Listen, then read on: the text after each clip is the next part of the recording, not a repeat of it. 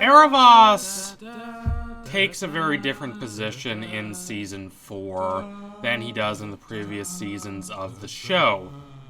He was a major threat before, but the threat he posed was mainly focused on the Viren side of the story. He threatened Viren through his alluring temptations, through feeding Viren's ego, through allaying Viren's insecurities.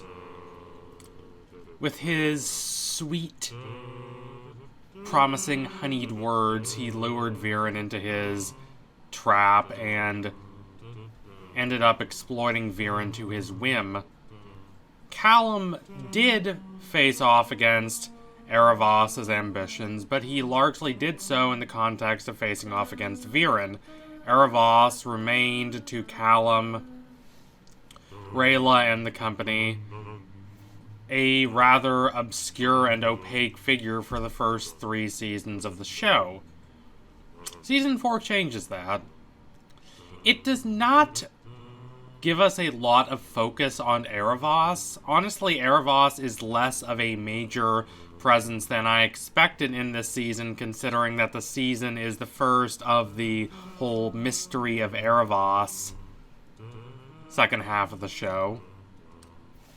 But Callum first learns to be afraid of Aaravos here. Aaravos takes control of him.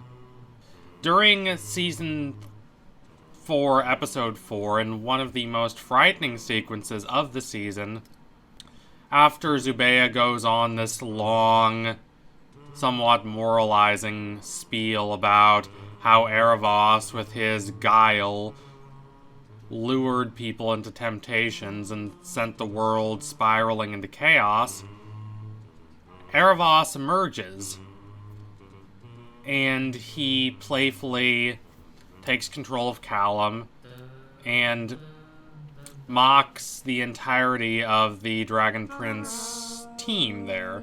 He calls Rayla an assassin who's never killed anyone. He calls Ezrin a pathetic little boy king who has no idea of how to rule, has no idea how to respond to the challenges facing the realm. And perhaps most bitingly, he says that Soren's father doesn't care about him and wishes he weren't alive. But perhaps the most relevant bit of Aaravos' spiel plot-wise, in terms of setting up the dynamics that the show will be exploring during its final 3 seasons, is what he says to the group about Callum. How Callum has already become a puppet of Aaravos without knowing it, and that Aaravos, more or less, has already figured out how to use Callum to his own benefit. This would align with a lot of the art we saw promoting the show before the release of Season 4, wherein Aaravos is a puppet master using strings to manipulate his puppet, that being Callum. From this promotional material and from what Aaravos says, we can discern that when Aaravos does begin to play a much more overt role in the show going forward, likely starting in Season 5 or so, that taking control of Callum and manipulating him to Aaravos' own caprices is likely going to be a major threat that Callum and the others are going to have to consider. But how is Aaravos going to manipulate Callum? I thought that in Season 4, Aaravos would take advantage of Callum being in such a stage of dismay and despondency. He is alone at the start of the season. He's lost Rayla. He's lost any sense of confidence in the future. He's lost any sense of a strong sense of community or connection with those around him. He feels isolated and alienated. Everyone else is enjoying themselves while Callum is much more melancholic. He does not really believe in a brighter future because the emblem of that brighter future the relationship between him and Rayla dissolved. And Rayla, someone he deeply loved and cared about so much, decided to leave him because she could not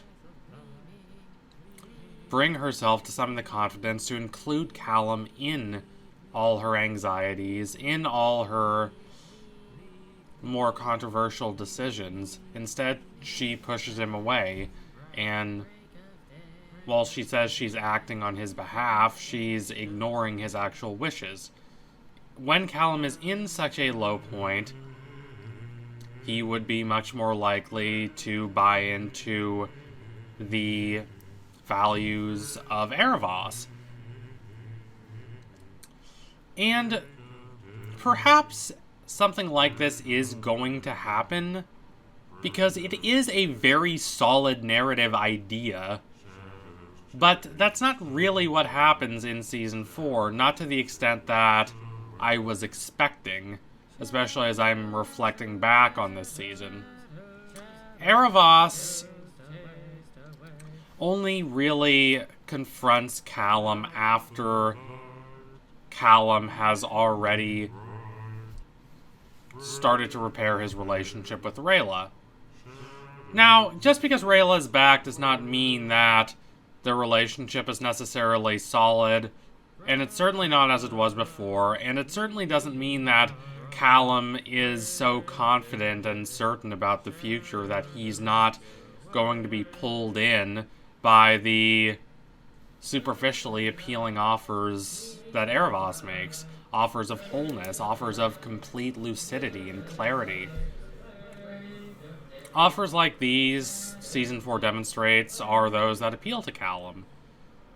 But he does seem to be, overall, in a much stronger position in the end of Season 4 than at the start of it, or after he lost Raylan through the moon. He seems to have repaired that relationship to some degree. He is skeptical and more embittered than before, but he still has a manner of hope for the future. We have to wonder how Callum will go from being in a position where he seems very solidly able to refuse Aaravos to a position where he falls victim to Aaravos' scheming, especially since Callum has already listened to this long and detailed story about how evil and how manipulative Aaravos is.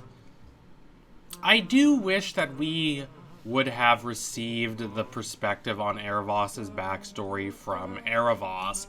That would have been an inviting and fecund opportunity for the show. We don't get a lot of Aaravos in this season.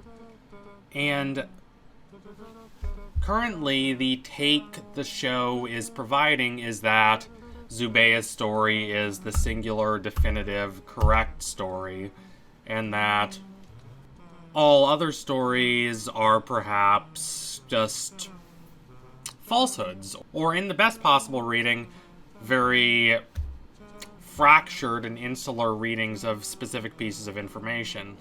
Think about Claudia's story about how Aaravos was there for humanity. I don't think anyone who is not in that position that Claudia is in would be committed to the idea of Aaravos as this figure of good, because we have all of these other indications about Aaravos being so untrustworthy, most notably the story of Zubeia's. This presents itself as a singular, neutral, unbiased version of events, but is there such a thing as a singular, perfect, unclouded view of events? Well, no, there isn't.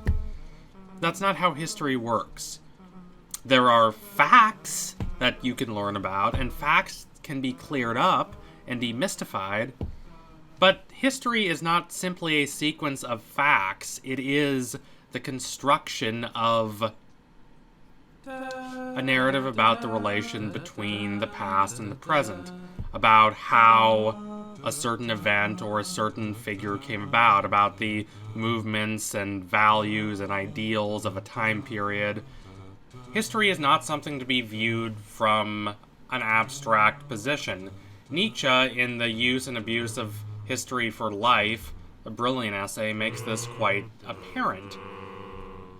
He discusses how this supposedly scientific, unbiased perspective toward history is itself a kind of veiling of power that simply serves to obscure the fact that history is explicitly defined in relation to the present and in relation to either upholding or challenging the specific values and perspectives of the present. When one talks about World War II or the Civil War, this is not merely a matter of looking at specific battles or specific people and specific actions. It is a matter of looking at why people acted the way they did, what caused people to do what they did, and what effects, both singular and more nebulous and complicated, caused people to act the way they did. And when we are looking at that, we are innately looking at it through our specific time frame and from our specific perspectives. This does not mean necessarily that all history is biased in the negative form of that sense, but it does mean that all history is history for life. It is history understood from the perspective of a specific present. When one is reading what the Romans thought of the Greeks, for instance, this is not a neutral point of view, but this is a specific point of view from the Roman perspective. We, and Nietzsche says this is a mistake, think of ourselves as being above that, being objective, being scientific, but in reality, we inevitably project our own beliefs and our own ideals onto how we see the past. And this should not necessarily lead us into despair or lead us into nihilism. Rather, it should allow us to understand that historical perspectives are inevitably tenuous and inevitably personal, and we should try to construct our own personal historical perspective based on a concrete and earnest engagement with the values and ideologies and worldviews of the past, instead of trying to prune the past down to a very specific, factual, list-like sense of events. Like, oh hey, this battle led to this battle, which led to this treaty, which led to this social event, which led to X person choosing to do Y. History is not like that. History is not that linear. There is not one singular right answer as to these chains of causality. I'm only bringing this up because I can't say I'm the biggest fan of a scene where we have a character give a single perspective about what happened, and this is considered to be perfectly factual and the perfectly definitive perspective. I'm not saying Zubeia lies necessarily, but her perspective is necessarily hers. Perhaps it's flawed. I'd love for the show to explore more about how the dragons are flawed. But even taking that this perspective is correct, how does Callum come to stray from it? How does he come to have everything Zubeia says in mind and then still fall into the traps of Aaravos? That would be fascinating to see, and I hope the show does more with these complexities and ambiguities as it goes along. So anyway, tune in soon for my next analysis. It will be coming soon, I promise you that. Keep watching The Dragon Prince. If you want to see my next video before anyone else, donate to my Patreon, and you will be able to. Sound off in the comments regarding what you want to see from Season 5, and from how you want to see Aaravos manipulate Callum. Thanks again. Adios, comrades.